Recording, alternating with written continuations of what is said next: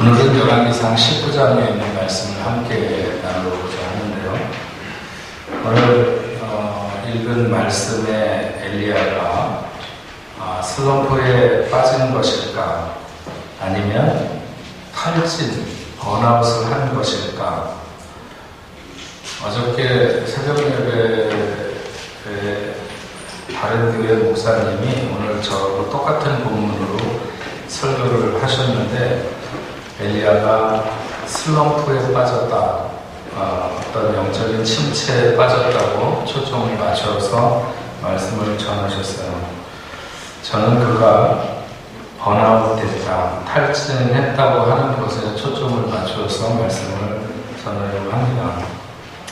슬럼프라고 하는 것은 반복되는 연습을 통해서 기량을 향상시키기 위해서 노력하는데 실력이 제대로 나오지 않을 때, 우리는 그런 때를 가리켜서 슬럼프라고 이렇게 얘기를 합니다.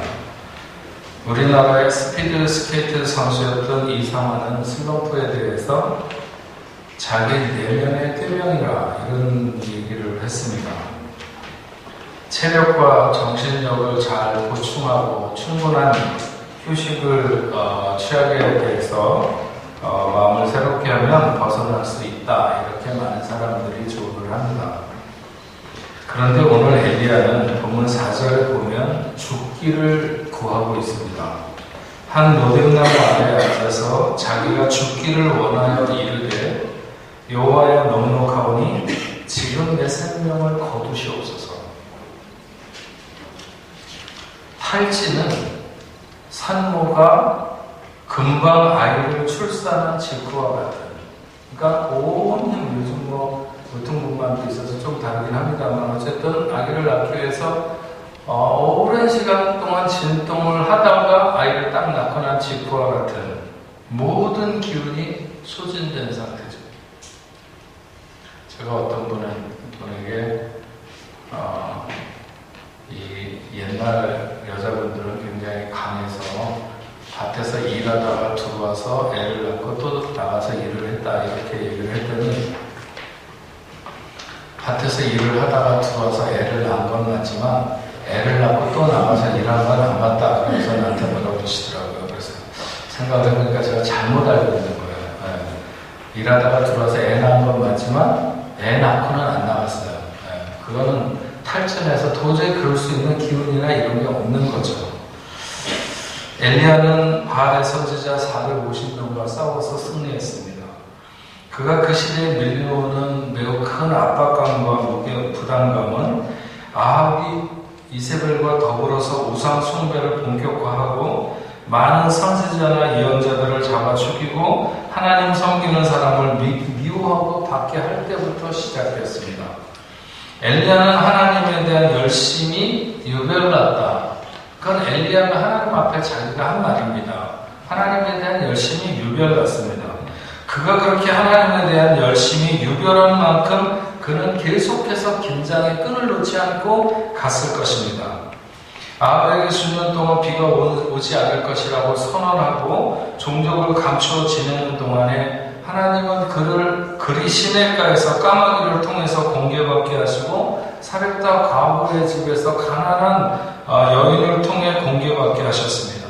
그러는 중에 어느 그 집 아이가 죽었고 그 집 아이를 다시 살려내는 우여곡절이 있는 그 모든 시간에 그는 잠시도 마음의 여유를, 긴장을 늦출 수 없었고, 때가 되어서 갈멜산에서 바알의 선지자들과 더불어 대결할 때 왕과 많은 백성들 앞에서의 그의 대결, 또 그들에 대한 처단, 이런 시간을 보내면서 그는 그의 감정과 에너지를 극도로 이렇게 올라오도록 할 수밖에 없었습니다.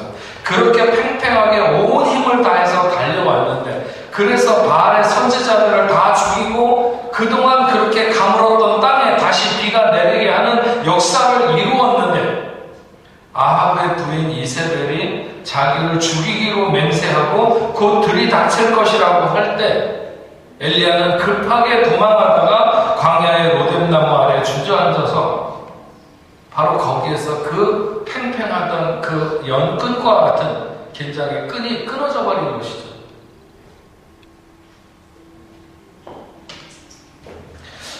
제가 지금은 체력이 이렇게 굉장히 조금 이렇게 건장해 보일지 모르겠지만 사실 어렸을 때는 굉장히 약했습니다. 그래서 군대 가기 전에 제가 한 50kg에서 52kg 그 사이 왔다 갔다 할 때 군대를 갔고 매일 하여튼 코피를 흘리면서 그랬습니다. 그래서 제가 팔굽혀펴기를 10개를 군대 가기 전에 못했습니다. 근데 논산훈련소에 입소하니까 밥만 먹으면 엎드려 뻗쳐요. 그리고 하나 하면 내려가면서 정신, 둘 하면 올라오면서 통일. 그 맨날 정신통일 하면서 이렇게 하다 보니까 어느새 조금 단련이 돼갖고 뭐 몇십 개 이렇게 푸시업을 할 수 있게 되고, 더 시간이 지나니까 뭐 애를 쓰면 한 100개까지 이렇게 할 수 있게 됐습니다. 어떤 날 연병장에 이렇게 이제 그 중대원들이 다 모여가지고, 그날도 뭐 때문인지 모르겠지만 벌을 받고 있었는데, 엎드려 뻗쳐 해갖고 하나 둘 하면서 계속 이걸 하고 있는데, 계속 세면서 하는 거예요. 뭐 15, 16, 17 막 하면서 98, 99 그러면 이제 사람들이 생각할 때 다 그 조교가 100개까지 시키려고 하나 보다. 그래서 힘을 내가지고 100 이렇게 하는데, 조교가 101 그러면 한 반쯤 쓰러져요. 반쯤 쓰러지는 거예요. 그러면 막 들어와서 발로 차고 뭐 뒤로 나가라 그래갖고 또 뒤에 나가서 뭐 다른 거 하고 막 그러는 막 하는데, 어쨌든 100개까지는 참고 하니까 101, 102 막 해갖고 150개, 160개. 여러분 그쯤 되면요, 이 팔을 이렇게 딛고 있으면 이 팔이 우리가 보통 이렇게만 꺾어지잖아요. 이게 뒤로도 꺾어지는 것 같아요. 이게 막 지 마음대로 도는 거예요. 그 180개, 190개에서 188, 198, 199 막 그러다가 200, 200이 한계죠, 200. 그래서 200, 그러는데 조교가 201 이렇게 하면 다 쓰러져 버리는 거예요. 201 하면 300개까지 갈 거라는 그런 예상이 있는 거죠. 그래서 거기서 그냥 다 쓰러져 버리는 거예요. 200개를 했으니까 마음만 먹으면 201개도 할 수 있어요. 202개도 할 수 있고. 하지만 아무리 인내력을 가지고 하던 친구들도 200개가 넘어가면 거기서 그냥 다 다운돼 버리는 거예요.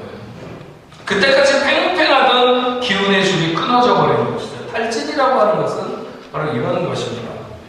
엘리야는 한순간도 마음의 긴장과 영적인 긴장감을 내려놓지 않고 달려왔습니다. 그것은 왕을 대하는 것이나 사람과 과부를 대하는 것이나 바알의 선지자들을 대하는 것, 그리고 하나님, 여호와 하나님을 대하는 것이나 어떤 것도 그에게 쉽지 않은 일이었습니다. 그렇게 달려왔는데, 온 힘을 쏟았는데, 그는 이세벨과 다시 전쟁을 시작한다고 할 때 그는 거기서 기진하게 되고 죽는 게 좋겠다. 그리고 그냥 힘을 놔버리고 하나님에게 죽여달라고, 자기를 죽여달라고 말하고 있는 거죠. 슬럼프라고 하는 것은 자기가 힘을 내면 회복할 수 있습니다. 그러나 탈진은 자기의 힘이 완전히 소진되어 버려서 힘을 낼 수 없는 상태를 말합니다. 그래서 하나님이 그에게 다가오시는 거죠. 성경에는 엘리야가 로뎀나무 아래 누워 자더니 이렇게 표현되어 있지만 실상은 지쳐서 쓰러진 것입니다. 거기 하나님은 까마귀를 통해서도 그를 공개받게 하셨고, 가난한 여인을 통해서도 하나님의 공급하심을 받게 했어요. 그러나 오늘 본문에 천사를 보내셨다는 것은 하나님이 직접 찾아오셨다는 것을 말하는 것입니다. 하나님의 손길이 그를 어루만지면서 그에게 일어나 먹으라고 하면서 숯불에 구운 떡과 물 한 병을 준비해 주셨어요. 엘리야가 일어나서 그것을 먹고 또 쓰러졌습니다. 그가 얼마나 심신이 지쳤고 고뇌했는가 하는 것을 충분히 보여주는 것이에요. 다시 천사가 또 그의 눈을 어루만지면서 깨웠고 준비된 음식을 먹게 했습니다.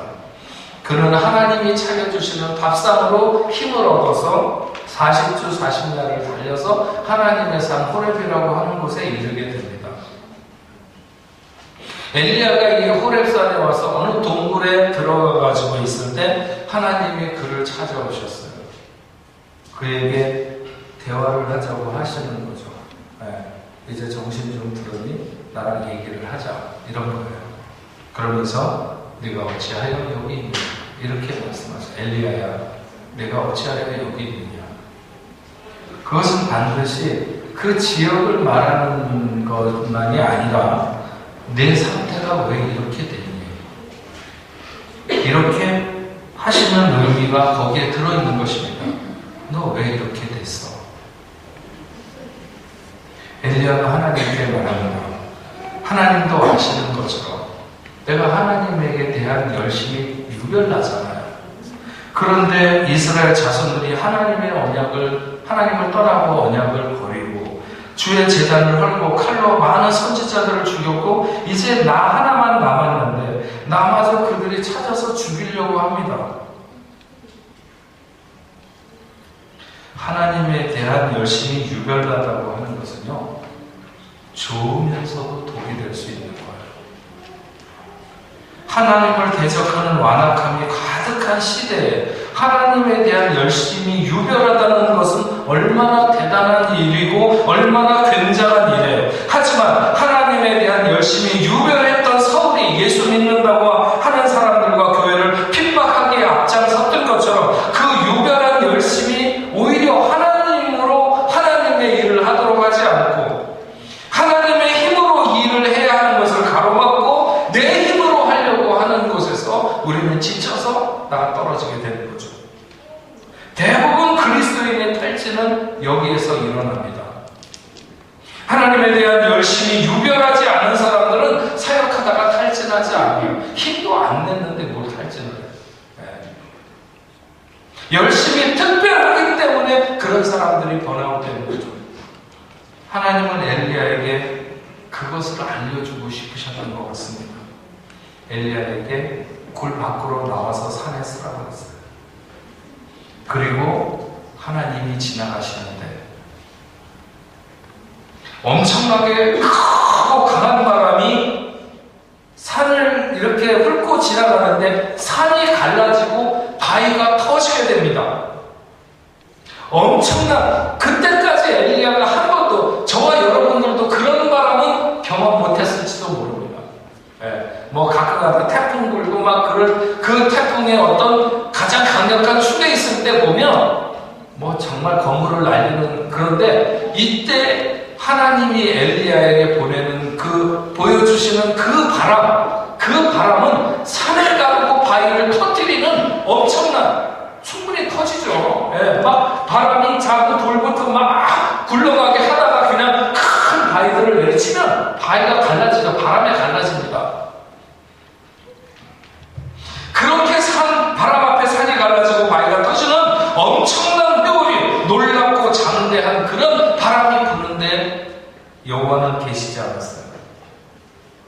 바람 이후에 땅이 흔들리고 갈라지며 지진이 일어나는데 그것은 결코 사람이 뭔가 할 수 있는, 흉내낼 수 없는, 여러분 지진은 사람들로 하여금 원초적인 불안감을 느끼도록 해요. 저도 당해봐서 아는데 그 땅이 흔들릴 때 그런 거는 우리가 뭐 흔들리는 것만 지가 더블링도 하고 많이 하잖아요. 그런 거하고는 다른 거예요. 땅이 흔들릴 때, 땅이 갈라질 때 느끼는 그런 거예요. 그러나 그렇게 천지의 지축이 흔들리는 그 역사 속에도 하나님은 계시지 않았어요. 지진 후에 불이 있었어요. 불이 어떻게 있었는지에 대해서는 알 수 없지만 불이 빛처럼 하늘에서 온 세상을 채우면서 불이 쏟아지고 있었는지, 아니면 불이 커다란 기둥을 이루어서 하늘로부터 땅에 이렇게 수직으로 섰는지, 그렇지 않으면 용수선처럼 불이 꿈틀거리면서 어디로 몰려갔는지 알 수 없지만, 어쨌든 그런 불의 광경도 엘리야로는 처음 목격하는 것이었는데 그런 장대함과 어마어마함은 표현 못할 그런 엄청남이었습니다. 그런데 그 불 가운데도 하나님은 계시지 않았어요. 아마도 바람과 불과 지진이 지나갈 때 엘리야가 감당할 수 없어서, 감당할 수 있겠어요? 여러분 같으면? 그러니까 다시 아마 엘리야가 굴로 이렇게 숨어 들어간 것 같아요. 어쨌든 그런 엄청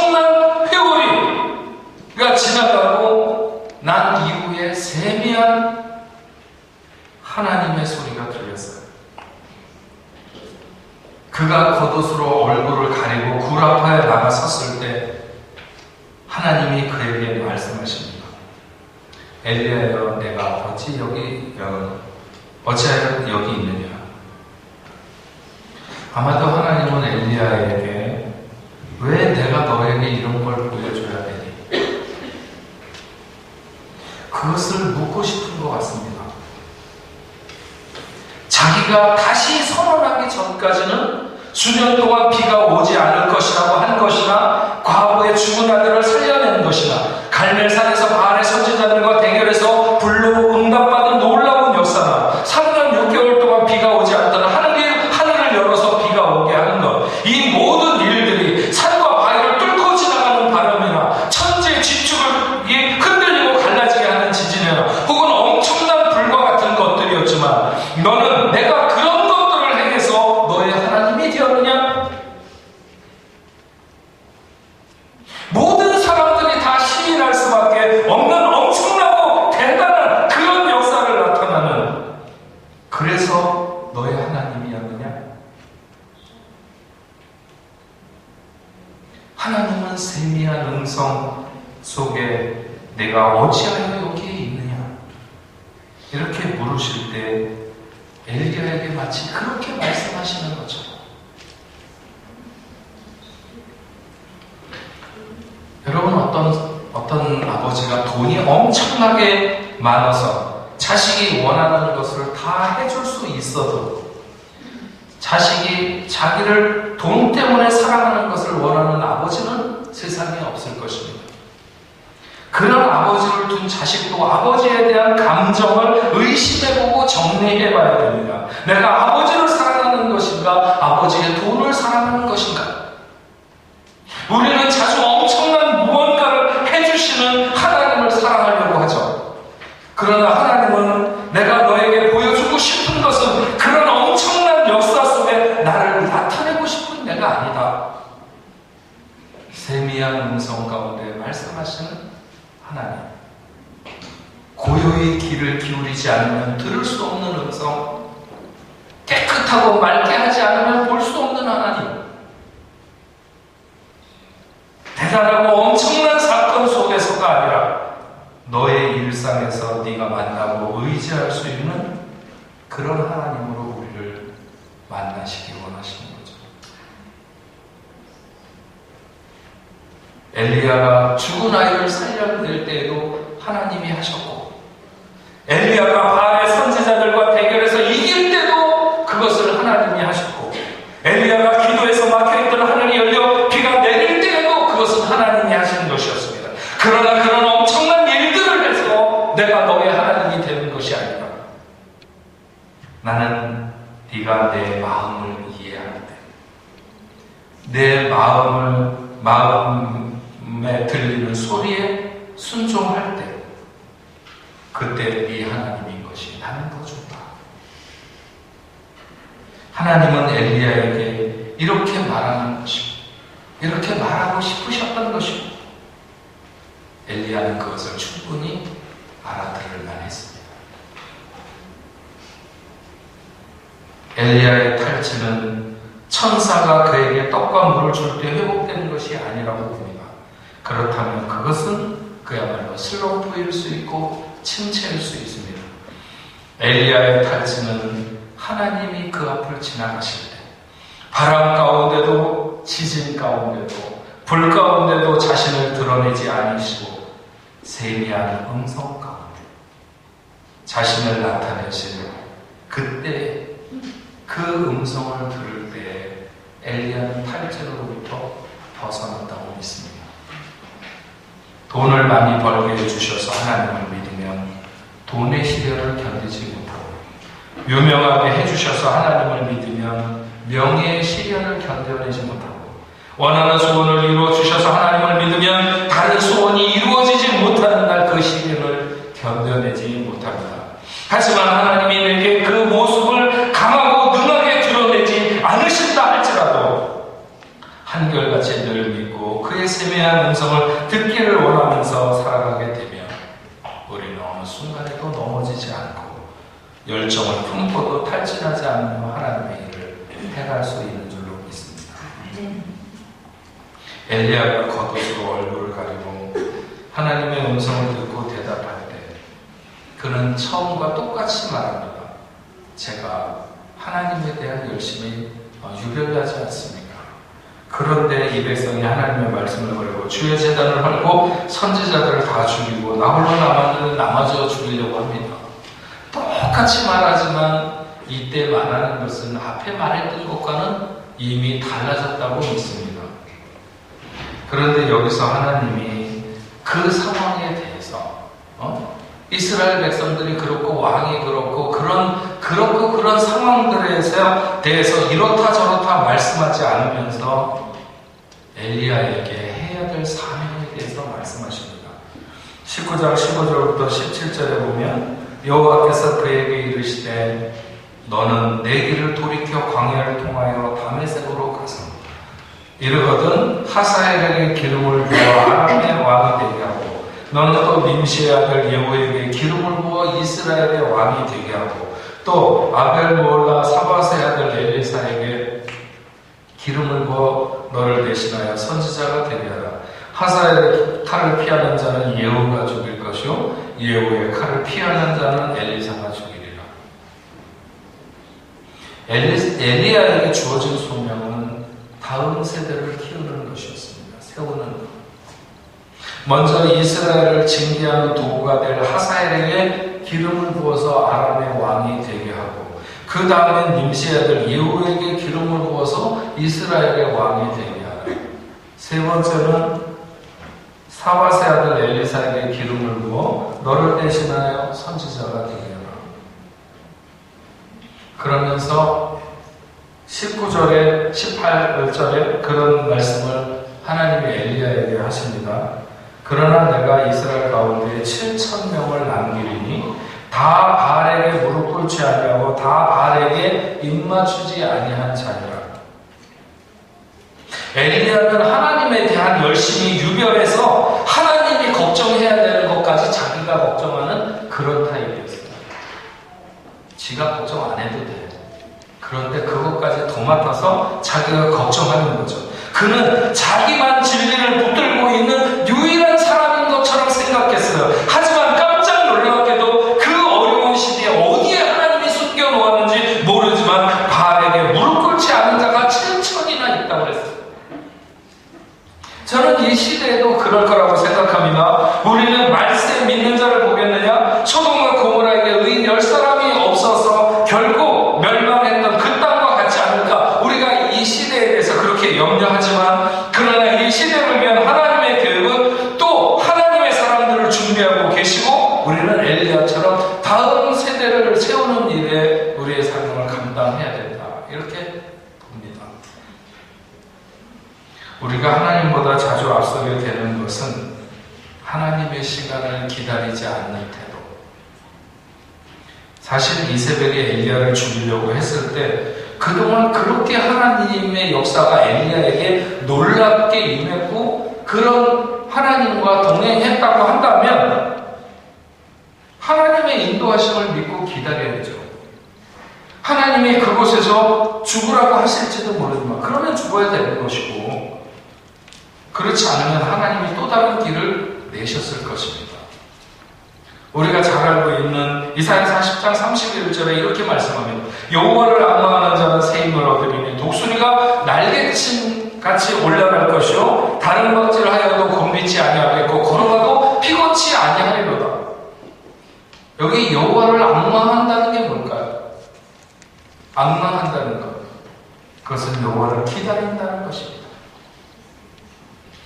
엘리야가 여호와를 기다렸으면 하나님이 그에게를 인도하셨을 것입니다. 그런데 그는 하나님을 기다리지 않고 성급하게 판단해서 부엘세바로, 이 사람은 지금 이스라엘, 북방 이스라엘 땅에 있는데 남방 유다인 부엘세바로 도망간 거예요. 도망가나 많아요. 왜냐하면 당시에 부엘세바는 아합의 딸인 아달랴가 그 유다의 왕이었던 여호사밧의 아들과 결혼을 한 그런 상태였기 때문에 가봐야 거기도 그 땅이 마찬가지 땅이에요.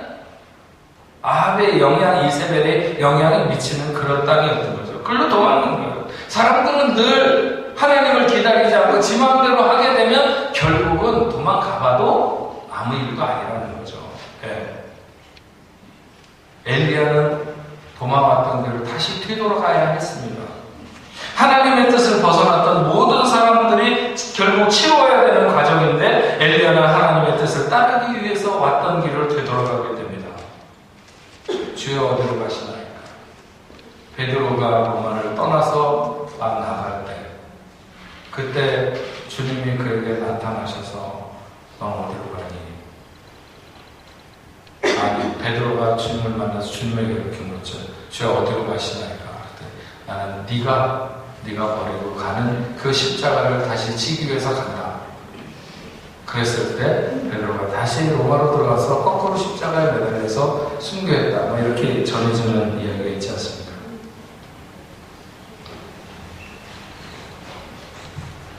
우리는 오늘 그토록 엄청난 하나님의 역사를 일으켰던 엘리야가 여인 이세벨의 위험 앞에 무너진 그의 탈진에 대해서 생각하고 있습니다. 비록 하나님의 일을 할지라도 지나친 열정과 우리의 집착이 뒤섞일 때 거기엔 탈진이 일어나게 되어 있습니다. 우리는 하나님이 붙들고 있을 때만 하나님의 일을 온전히 할 수 있는 그런 존재들입니다. 우리의 눈이 하나님에게서 다른 곳으로 옮겨갈 때 우리는 마치 물 위를 걷던 베드로가 빠져들어가는 것처럼 실패할 수밖에 없습니다. 여러분 루브르방울반에 가면 17세기나 18세기 뭐 이럴 때에 성화들이 많이 있는데 거기에 보면 예수님이 항상 중심에 계시고 예수님을 중심으로 해서 이렇게 사람들이 그림에 어떤 그림이든지 이렇게 나오게 되는데 그때 보면 예수님으로부터 멀리 있는 사람의 시선은 다른 곳을 향해 있습니다. 예수님 앞에 붙어 있는 사람, 가까이 있는 사람들은 다 예수님을 쳐다보고 있어요. 예수님이 뭐라고 하시는지. 근데 예수님으로부터 멀리 있는 사람들은 시선이 다른 쪽으로 가 있어요. 다른 걸 보고 있는 거죠. 그래서 예배 드리러 나올 때도 앞자리에 앉는 게 중요해요. 뒷자리에 앉으면 자꾸 앞사람 뒤통수도 보이고 뭐 여러 가지 왔다 갔다 하고 뭐 신경 쓰이는 게 많잖아요. 늘 우리의 모든 사역의 중심에 하나님이 있어야 됩니다. 나 중심의 사역은 반드시 탈진을 가져옵니다. 이 일을 위해서 하나님을 끌고 다니려고 하는 사람들이 종종 있어요. 열심히 있는 사람들 중에서. 그러면 문제가 발생하죠. 우리는 하나님을 내 편으로 만들려고 하는 그런 사람들이 아니에요. 우리가 하나님 편 되려고 하는 사람들이죠. 에녹처럼 하나님을 따라가는 사역이 되어야 하고 하나님과 동행하는 사역이 되어야 됩니다. 은혜 없으면 우리는 아무것도 아니고 기도 없으면 아무것도 할 수 없으며 하나님을 기다리고 악마하는 자세로 우리는 하나님의 일을 해야 될 줄로 믿습니다. 그렇지 않으면 어느 날 탈진하게 되고 어느 날 내가 왜 여기 있느냐 이런 음성을 듣게 됩니다. 특별히 사역자들은 늘 뭔가 일을 만드는 것을 하나님의 뜻으로 그래서 막 뭐라도 막 자꾸 움직이고 해야 하나님의 일을 하고 있는 것처럼 그렇게 생각하는 사람들이 있는데 그러나 일보다 더 중요한 것은 하나님의 세미한 음성을 들을 수 있는 동행과 인재 가운데 있는 것이 중요하다 하는 것입니다. 엘리야는 이세벨의 위협을 받았을 때 또 싸워야 할 것을 생각하고 그래서 탈진이 왔는지도 모릅니다. 그러나 엘리야가 도망자의 위치에서 돌아왔을 때 그는 싸우는 일보다 다음 세대를 세우는 일이 그에게 맡겨졌습니다. 우리가 적과 용감히 싸우는 것도 중요하지만 사람을 세우는 것이 매우 중요하다. 굉장히 감사한 것은 우리가 새생명 훈련을 통해서 다음 세대를 세우는 일에 늘 마음을 다하는 것. 벌써 우리가 그 훈련을 처음 받은 게 9년이 지났습니다. 엘리야가 엄청난 사역을 해서 놀라운 역사를 많이 남겼지만 그대로 그에게 가장 귀한 일이 있다면 엘리사 같은 사람을 세운 거죠. 우리가 하나님 앞에 좋은 일꾼을 남기는 일을 위해서 최선을 다한다면 하나님은 우리가 세상 그 무엇과 싸워서 승리하는 것 이상으로 기뻐하시는 일일 거라고 믿습니다. 오늘 열왕기상 19장 뒷부분에 보면 엘리야가 엘리사를 세우는 장면에 대해서 간략하게 나옵니다. 엘리사가 열심히 일을 하고 있다가 소명을 받게 되고 일어서게 되는데 성경은 한가한 사람을 부르신 적이 없는 것 같습니다. 뭔가 늘 일을 하고 있든지 기도를 하고 있든지 그런 사람을 부르셨는데 엘리야는 엘리사에게 자기의 겉옷을 벗어 던져주고 엘리사는 자기의 소를 잡고 소의 기부를 불살라서 그 음식을 만들어 백성들에게 나누어주고 엘리야를 따라가게 되는데 그런 것은 두 사람이 다 서로가 뒤돌아서지 않겠다고 하는 결심을 표시하는 것입니다. 하사엘에게 기름을 부어서 아람의 왕이 되게 하는 것도 결국 엘리사가 하게 되고 예후에게 기름을 부은 것도 성경을 보면 엘리사가 하게 됩니다. 엘리야가 엘리사에게 기름을 붓고 그는 하나님이 하늘로 데려가기까지 엘리사가 사역하는 것을 지켜보게 됩니다. 정말 엘리야는 바람과 그리고 지진과 불처럼 그렇게 사역하는 삶을 살았다면 엘리사는 조용하고 작은 세미한 음성 가운데 역사하는 하나님처럼 사역을 합니다. 탈진은 소명으로부터 궁극적인 회복을 이루는 것을 알 수 있습니다. 엘리야는 위대한 선지자이고 하나님의 강한 능력을 동반했지만 그럼에도 자기의 힘을 다 빼지 못해서 어느 순간에 탈진하고 쓰러진 것이 오늘의 모습입니다. 하나님은 그에게 자신을 나타내실 때 엄청난 바람도 지진도 불도 아닌 세미한 음성 가운데 함께 내가 너의 하나님이 된다고 말씀하고 있는 것을 알 수 있습니다. 우리를 늘 한결같이 어느 때에 어느 곳에서나 잔잔하게 살아가시며 늘 같은 은혜를 베푸시고 인도하시는 하나님 앞에 하나님을 중심으로 해서 여러분 하나님의 일을 하고 하나님을 누리실 수 있는 그런 우리 뽕래포교회 여러분들 되기를 주님의 이름으로 축원합니다. 기도하겠습니다.